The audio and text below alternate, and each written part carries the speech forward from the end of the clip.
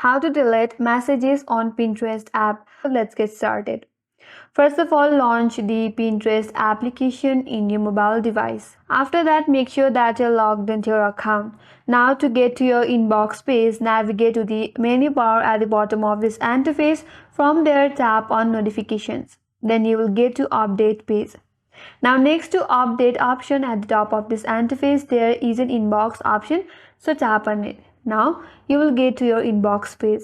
Now if you are using the latest version of Pinterest, you won't be able to delete messages on Pinterest permanently, but you can still hide them from your inbox.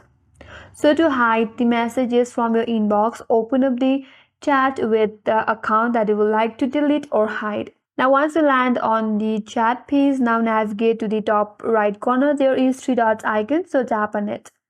From this drop down box, tap on hide conversation. And with that, the conversation has been hidden. Now if you would like to go and open that conversation back, simply search by name or email and then the message will pop up in your interface. So this is the only way to delete the message in Pinterest, by hiding the chat conversation from your inbox.